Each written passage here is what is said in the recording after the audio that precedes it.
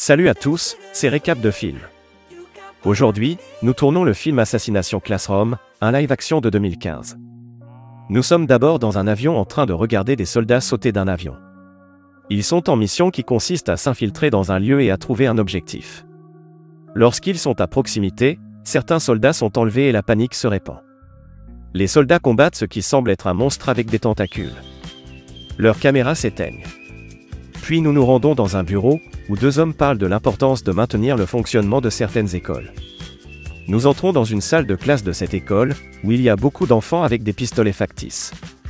Nous découvrons que cette école est différente des autres. Seuls quelques enfants choisis y vont, et ils semblent enseigner des choses qu'aucune autre école n'enseigne. Les enfants de cette école appartiennent à la classe E, où ils apprendraient à vaincre leur professeur, une créature. L'objectif principal de la classe est de comprendre comment tuer l'enseignant, qui semble être invincible. Il y a un type qui vient du ministère de la Défense qui semble s'occuper de la classe E. Il dit que tout cela faisait partie d'une mission classifiée du gouvernement. Leur plan consiste à trouver des enfants capables de vaincre l'enseignant, qui, selon eux, conquérait le monde en quelques mois seulement. Lorsque les enfants entrent dans la classe, ils sont informés de l'objectif de devenir de parfaits assassins. Il y a même une récompense pour quiconque tue l'enseignant. 10 millions de yens sont sur la table pour celui qui bat l'enseignant.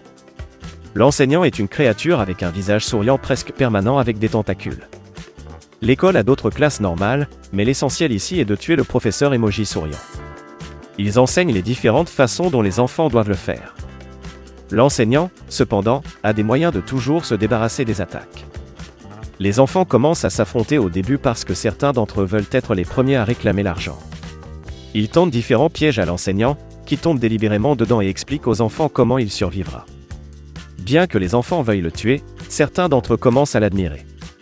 L'enseignant est un être émotif qui met toujours les enfants au défi de trouver des moyens de le tuer. Son visage emoji souriant vous fait penser qu'il est toujours de bonne humeur. L'enseignant remarque que l'un des enfants, Nagisa, veut se démarquer des autres. Il essaie de trouver différentes stratégies pour atteindre l'objectif, même non violentes. Nagisa nous dit que les enfants ne veulent pas le tuer, mais ils n'ont pas d'autre choix. Ils voulaient qu'il parte parce qu'ils pensaient qu'il voulait détruire le monde. L'un des enfants appelle le professeur Korosansei parce que c'était un professeur qui ne pouvait pas être tué. Korosansei est le nom de notre professeur. Le professeur fou est toujours dans une attitude passive envers les enfants, qui lui tentent des pièges mais ne peuvent jamais l'attraper.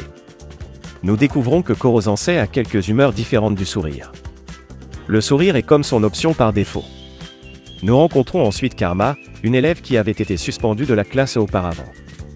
Il a été suspendu parce qu'il était violent, et on voit aussi que c'est un étudiant intelligent.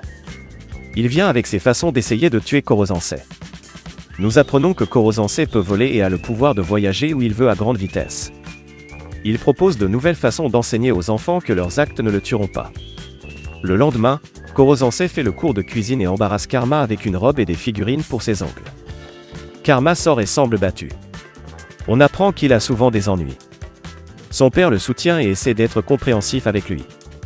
Cependant, il a causé quelques problèmes en classe et son père n'était plus disposé à le soutenir. Nagisa rend visite à Karma et il parle de Korosansei. Nagisa dit qu'il est un bon professeur, et Karma répond que même avec cela, leur mission est de le tuer.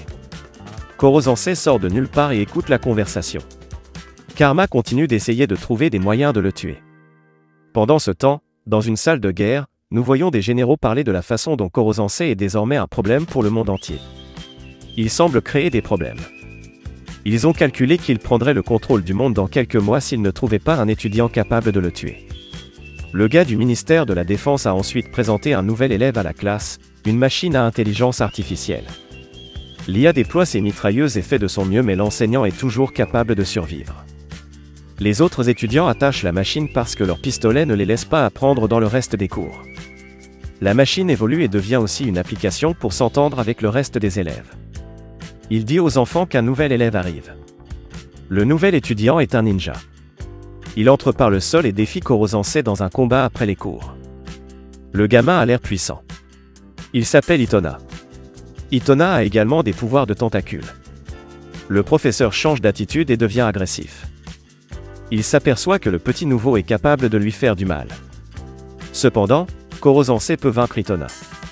Il dit ensuite aux enfants qu'il est enseignant parce qu'il tient une promesse. Pendant que tout cela se passe, le gars du ministère de la Défense rédige des rapports sur les capacités des étudiants. Il reconnaît que Nagisa n'est peut-être pas le tueur qu'ils veulent qu'il soit. Nagisa semble être plus sensible que les autres et écrit sur les défauts de l'enseignant pour pouvoir remplir la mission.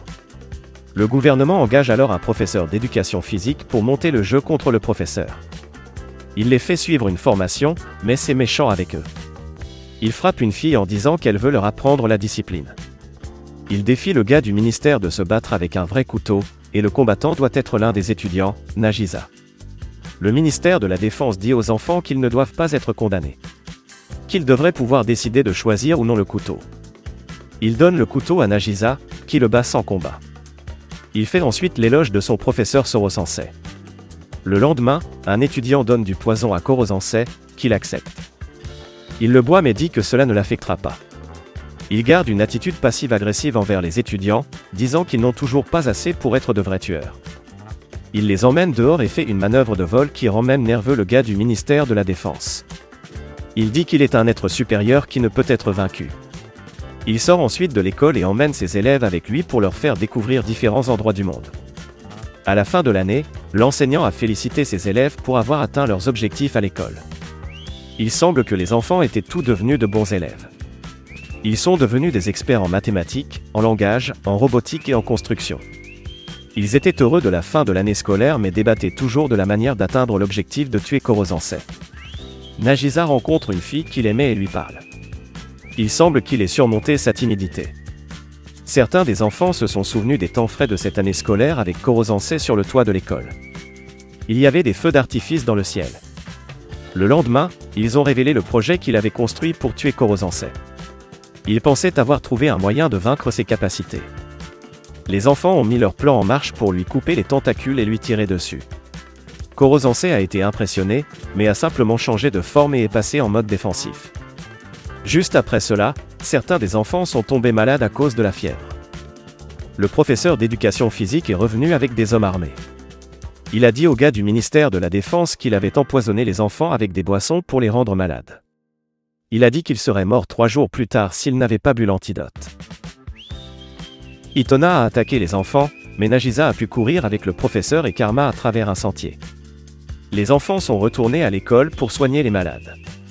Pendant ce temps, Nagisa et Karma ont escaladé une tour, mais Itona les a penchés. Karma l'a bien combattu pendant un moment, mais l'Itona était trop puissant. Cependant, il a commencé à pleuvoir et le super gamin a perdu ses pouvoirs. Nagisa savait qu'il pleuvrait, et le professeur a révélé que pour Nagisa c'était aussi une leçon sur l'écoute et la compréhension des gens. Ils retournèrent à l'école, où les méchants menaçaient de faire du mal aux enfants si Nagisa ne se rendait pas à Koro-sensei. Nagisa a demandé à genoux l'opportunité pour la classe de tuer le professeur, mais le gars l'a humilié. Alors qu'elle était au sol, Nagisa a reçu un SMS. Il a ri parce que tout cela n'était qu'une distraction. Le reste des enfants a émergé avec Koro-sensei et a vaincu les méchants. Koro-sensei était maintenant une balle pour toujours. Les enfants étaient maintenant promus pour travailler pour le gouvernement en tant qu'assassins. Koro-sensei leur a envoyé le dernier message avant que le gouvernement ne l'enterre et ne le détruise. Nagisa et certains des enfants ont pleuré quand Koro-sensei a eu fini, mais le professeur est apparu derrière, sous sa forme originale, et a pu s'échapper. Koro-sensei est retourné à l'école et est resté enseignant. On apprend qu'il avait promis d'être professeur à une femme qu'il aimait. Aimeriez-vous aller dans une école comme celle-ci? Dites-nous. Aimer et s'abonner peut être simple pour vous mais pour nous, c'est très précieux, alors. Merci beaucoup pour votre soutien.